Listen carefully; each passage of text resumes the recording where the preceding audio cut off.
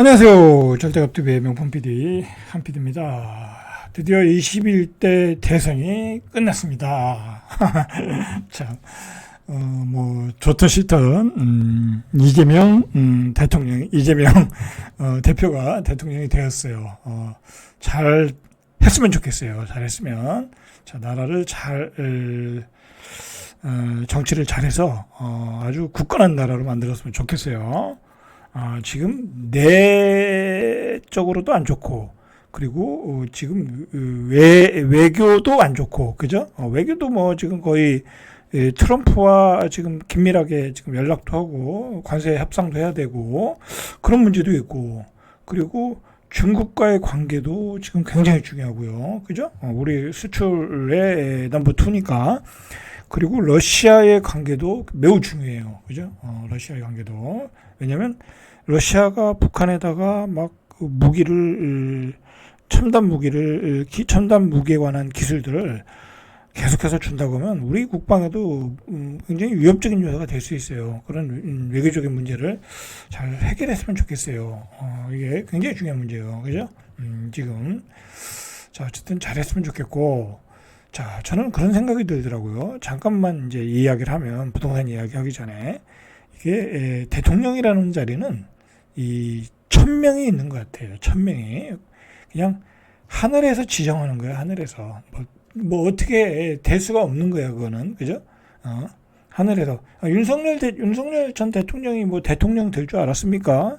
그죠? 그냥 하늘에서 떨어진 거예요. 하늘에서. 이재명 대통령도 뭐 정말 우여곡절이 많았잖아요. 그죠? 뭐 거의 뭐 엄청난 재판 속에서 뭐 그 과정을 뚫고 대통령이 됐잖아요. 뭐 그거 어떻게 설명하겠어요? 그냥 하늘이 정해줬다. 그죠? 하늘이 정해준 거니까 잘 해야죠. 그죠? 잘 해야죠. 하늘이 준 거를 잘해야지 잘못하면 되겠습니까? 그죠? 출근도 안 하면 되겠습니까? 그러니까 쫓겨난 거예요. 출근도 안 하고 있으니까. 뭐 어쩔 수 없는 거예요. 자, 근데 중요한 거는 옛날 그 좌파 정부가 노무현 정부 때도 노무현 정부 다음에 정권을 뺏긴 것도 2006년 부동산 폭등 때문에 정권을 뺏긴 거예요. 그죠? 그럼 뭐 경제를 살려라. 그죠? 야, 부동산 가격은 폭등하고 엄청 폭등했거든요. 경제를 살려라 해서 이명박 그 대통령을 뽑아준 거잖아요. 그죠? 그래서 이명박이 된 거예요. 그때 뭐 BBK니 뭐 말이 많았는데도 불구하고 압도적인 표 차이로 된 것은 경제를 살려라. 그죠? 경제를 살리라고만 했더니, 뭐죠? 자원 얘기한다고 하면서 뭐 돈을 엄청나게 또, 낭비했죠. 자, 어쨌든, 그 다음에, 그 문재인 정부가 왜 쫓겨났어요? 부동산 때문에 쫓겨난 거예요. 그 사람들. 김현비 장관을 국토부 장관 앉혀가지고, 좌파, 우파 갈라치기 하고, 그 다음에, 부동산 규제 남발하고, 그죠? 뭐, 도대체 몇 번이나 규제를 했어요. 자, 그러다가, 집값, 뭐, 시대도 또 저금리 이었고, 그리고 세계적으로 또 물가도 폭등하는 시기였고, 자, 겹쳐가지고, 부동산이 말도 안 되게 폭등하니까, 윤석열이라는 라이징 스타가 떠오른 거예요. 그러면서 윤석열이 대통령 된 거예요. 그죠? 뭐 1000명이지 어떻게 하겠어요. 자, 그런데 만약에 이재명 정부가 또 부동산 정책을 잘못했어. 그럼 어떻게 되겠어요? 또 정권 뺏기는 거예요. 정권 뺏기는 거야. 정권 뺏기는 거다. 부동산 정책 잘못하면요, 정권 뺏겨요. 지금까지 노무현 정부, 문재인 정부, 좌파 정부가 2번 뺏긴 게 부동산 때문에 뺏긴 거예요. 그러면 이재명 정권에서 부동산 정책을 과거와 같이 쓰면 안 되겠죠. 그죠? 또 집값 오른다. 그죠? 오르니까, 야, 또 세금 많이 때려. 공급 규제, 재건축 초과 이득 환수제 적용해. 재건축 규제를 막아. 그죠? 재건축 엄청 막았잖아요. 뭐, 박원순 서울시장 같은 경우에는 그 규제 지역도 정비구역도 다 풀어주고 재개발을 다 막아버렸잖아요. 그다음에 강남 사람들이 새 아파트로 이사 가야 되는데 이 용적률 제한하고 뭐 제한하고 해가지고 또 재건축 규제를 막았잖아요.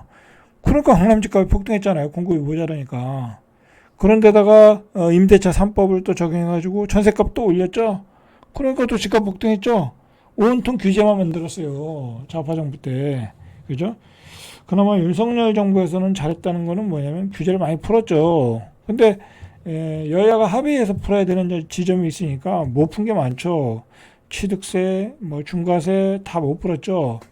자, 그러니까 결국은 이 좌파 정부에서 만드는 어떤 규제 때문에 결국은 뭐 똘똘한 한 채로 쏠림 현상이 일어난 거죠. 뭐 전적으로 좌파 정부에 문제가 있다는 건 아니에요. 그거는 왜냐하면 또 지역균형 발전도 문제가 있거든요. 뭐 지역균형 발전에 대한 문제의 근원은 지금까지 정치인들이 다 잘못한 거죠. 그나마 노무현 정부에서는 지역균형 발전하겠다고 세종으로 행정수도 옮기고 혁신도시 만들고 문재인 정부 때도 하고 그런 점은 오히려 좌파 정부에서는 잘했죠. 그러나 지금까지 결과는 지역균형 발전이 하나도 안 됐다. 그 결과가 젊은이들을 서울로 다 가면서 서울의 집값이 지금 폭등하기 직전이다. 폭등하기 직전이다. 제가 누누이 말씀드리는 거예요. 지금 이재명 정부가 맞닥뜨린 현실은 서울 집값이 폭등하기 직전이라는 거야. 그러니까 여기서 이제 조금 있으면 이제 뭐 이제 국토부 장관도 지명을 한다고 그러거든요. 그래서 지금 이제 전문가를 쓸까 아니면 또 정치인을 쓸까 고민 중이라고 하더라고요. 근데 여기서 또 정치인 쓰잖아요. 근데 지금까지는 다 정치인을 썼어. 이상하게 국토부 장관 자리는 이게 어떤 고급 정보를 다루는 자리잖아요. 그죠? 뭐 사기 신도시 만들고 뭐 또 신도시 지정하다 보니까 어떻게 보면 땅 투기와 관련돼 있는 거잖아. 고급 땅 개발 정보를 빼낼 수 있는 자리잖아. 그러다 보니까 그게 정치인들이 안 나봐. 그 자리를. 원래 전문가들이 앉아야 되는데.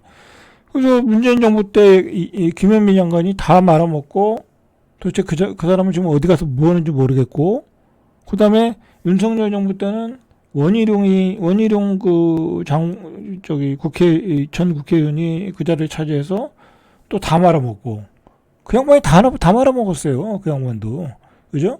뭐 여러 가지로 말아먹었어. 그 양반이 와서 한 게 뭐가 있어요? 없어요. 뭐 삼기 신도시 그 양반이 뭐 했다고 하지만 삼기 신도시 그 사람이 한 것도 아니고 그 사람들 와서 주택 공급이 원활하게 된 것도 아니고 뭐 한 게 없어. 그 사람은 국토부 장관으로서 그죠? 그러니까 이 전문가를 써야 돼. 근데 그 뒤에 원희룡이 나간 다음에 누구더라? 무슨 전문가 차관이었던 사람이 장관이었는데 그 사람도 허당이야. 내가 보니까 추진력이 없어. 추진력이 없더라고. 그래서 정치인을 쓰나 봐. 추진력이 없어. 뭐 정책은 뭐 여러 가지 내놨거든요. 공급 정책은. 근데 힘이 없다 보니까 그 사람이 와서 한 일이 없는 것 같아. 그 사람이 있을 때 사건이 일어나는 건 제주항공 사건, 뭐 사고밖에 안 일어난 것 같아.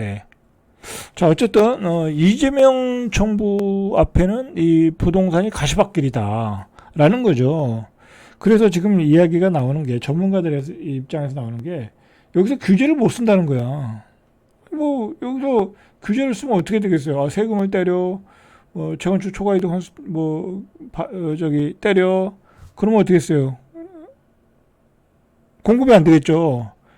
그러니까 그 규제를 못 쓴다는 거야. 그래서 당분간은 관망을 할 것이다. 현장 유지를 할 것이다. 라는 거죠. 그런데 결론적으로는 이재명 대통령이 맞닥뜨린 지금 부동산 시장은 굉장히 험난하다는 거야. 녹록치 않다. 지금 서울 수도권의 집값은 폭등전이야. 서울 수도권의 집값. 내일 다루겠지만 지금 수도권이 좀 살만한 데가 6억대 중반이거든요. 서울은 12억에서 15억. 그죠? 84 기준으로.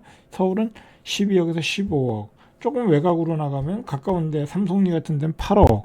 그 다음에 하남 같은 데는 10억. 그리고 저기 어디야 그 진적 같은 데는 한 8억. 그죠? 조금 더 음계 뭐 그런 외곽 쪽으로 그 저기 서북부 쪽으로 나가면 한 6억 5천. 자, 그런데 그런 지금 안쪽이 12억인데 바깥쪽이 6억이면 갭이 크단 말이야. 근데 전세 가격이 지금 올라올 수 있는 추세야. 왜냐면 지금 공급이 모자라, 전세값이, 전세 공급이 연말로 갈수록. 그러면 전세가 지금 4억에서 4억 5천이야. 근데 전세가 5억을 치는 순간 외곽에 있는 아파트 가격이 폭등할 수 있다는 거야. 외곽에 있는 아파트. 지금도 서울에 12억, 15억, 12억에서 15억짜리 거래가 어느 정도 거래가 되고 있어요. 신고가를 찍어가면서. 강남에서 가격이 폭등했죠. 신고가 때리고 있는데 강북의 역세권까지 가격이 지금 거래가 번지고 있고 이미 수도권의 A급지는 다 가격이 폭등하고 있고 그런 상황이란 말이야. 그래서 전반적으로 지금 가격이 폭등할 분위기에 나타났다. 이재명 정권이. 그러면 만약에 연말 가서 정말 가격 이 변동성이 큰 시장이 나타나면 그런데다가 지금 저금리로 가고 있잖아요. 금리도 내리고 있잖아. 금리 내리고 있어요. 그죠? 내리고 있는 상황에서 이것도 웃기는 게 기준금리가 2.5%인데 여러분 대출 받으려면 4.2%야. 그러니까 은행이 지금 폭리를 취하고 있는 거죠. 지금 은행이 대출금리를 내리질 못해요. 정부가 쪼지를 못해. 예를 들어 대출금리를 3.5로 내렸어. 그럼 여러분 어떻게 하겠어요 지금? 당장 달려가서 집을 사야죠. 그리고 연말 가면 2.0이야. 한 3.0이면 2.8이나 3.0이면 집을 살 수 있어. 한 대출 60% 받아가지고. 그럼 당장 가서 집을 사야죠. 제가 집을 사라고 이야기를 하잖아요. 지금 수도권 외곽은 아직 6억대 아파트는 싸다. 이제 연말 되면 그 6억대가 7억대가 될 수 있다.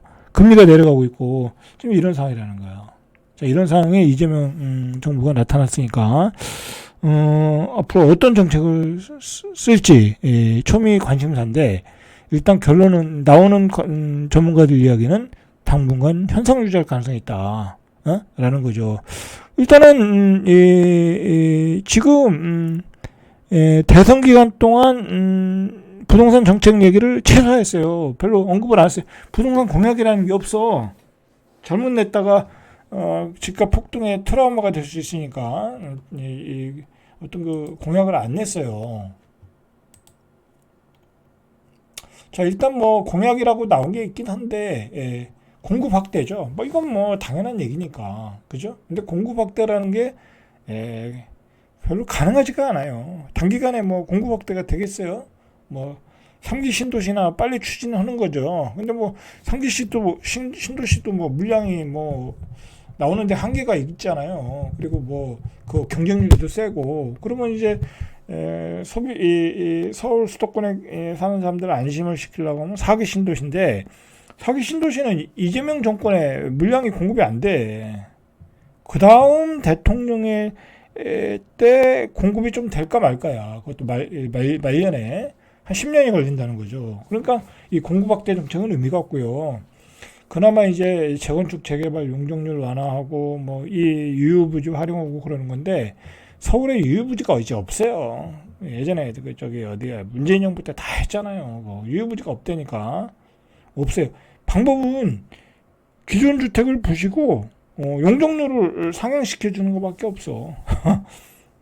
용적률 상향해주고 규제를 다 철폐해 주는 수밖에 없어. 예를 들어요.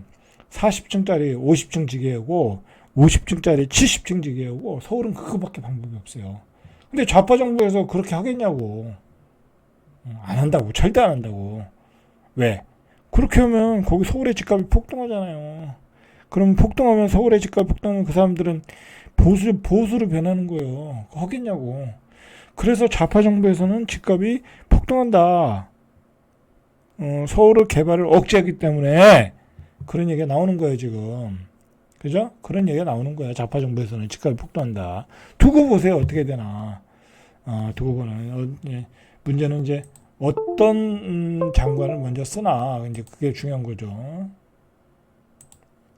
자, 여러분들 지금 뭐 선거 기간 동안에는 뭐 세금을 안 때린다, 공급 확대하겠다, 그 뭐랄까요, 중도적인 정책들이 나왔지만 민주당 내에는 전통적으로 이 운동권 출신들이 많아가지고 부동산에 대해서는 굉장히 진보적이에요.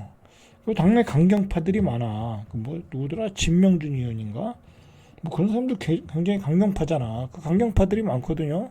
그러면 이게 뭐랄까요? 이 우파 정부에서 유지했던 부동산 정책을 유지하기가 어려워. 그죠? 이제 뭐 이거는 아직 결론이 얘기가 안 나왔으니까 나온 다음에 한번 이야기하시죠. 뭐 그때 가서 이야기하면 되지만 벌써부터 할 이야기는 아닌 것 같아요. 자, 문제는 이게 서울과 이 지역 간의 불균형이거든요. 근본적인 원인은 그거니까 뭐 이재명 대표도 그런 얘기를 했지만 뭐 자기가 대표가 되자마자 세종의사당도 적극적으로 추진하고 공공기관 2차 이전도 적극적으로 추진하고 그랬거든요. 자, 우리는요, 그 공약을 지키나 안 지키나 보면 되는 거예요. 그죠? 그 공약을 지키나 안 지키나. 그죠?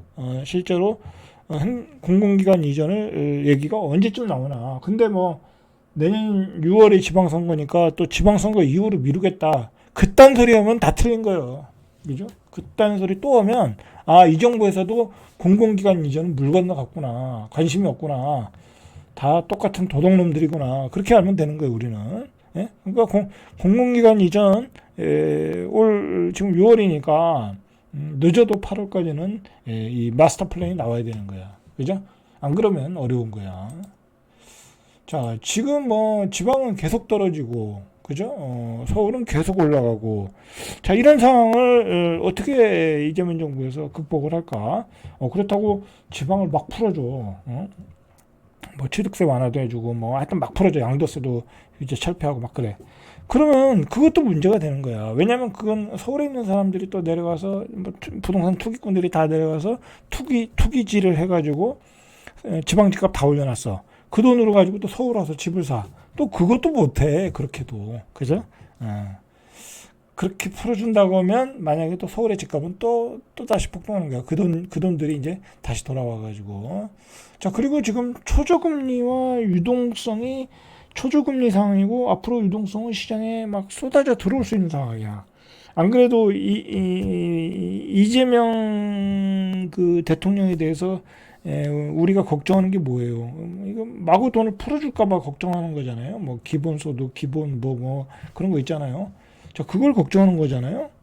근데 어쨌든 이재명 대표는 뭐 이 자영업을 살리고 뭐고 이 돈을 전 정권보다 분명히 많이 풀 거라고. 그죠? 그러면 돈의 유동성은 시장에 굉장히 많아질 가능성이 많다고. 유동성이 많이 풀어질 가능성이 많다고. 분명히 집값을 상승하는 요인이 될 거예요. 분명히 서울과 수도권의 집값은 예정대로 가격이 크게 올라갈 가능성이 많아요. 지금 제가 생각할 때는. 그러면 규제를 어떻게 하나 이제 우리가 지켜봐야 되겠죠. 윤석열 정부에서는 그 대출 규제를 했거든요. 아주 적절하게 잘했어요. 그거는 대출하니까 안 되더라고요. 못 올라오더라고요. 자, 그런 걸 실제로 할 수 있나, 그죠? 뭐 그런 걸 지켜봐야죠. 또 뭐 신문에서 뭐 또 왜 집 못 사게 하느냐, 뭐 대출 규제 풀어라, 뭐 그래서 문재인 정부 때는 막 그것도 뭐 제대로 못했잖아요. 그래서 결국 집값을 폭등시켰잖아요. 근데 이번에는 어떻게 하나, 진짜 제대로 하나. 그리고 어떤 전문가가 누가 국토부 장관이 되나 한번 이제 내일이나 모레 나오겠죠. 그 결과가 나온 다음에 한번 다시 한번 이야기하겠습니다. 절대값TV의 명품 PD 한 PD였습니다.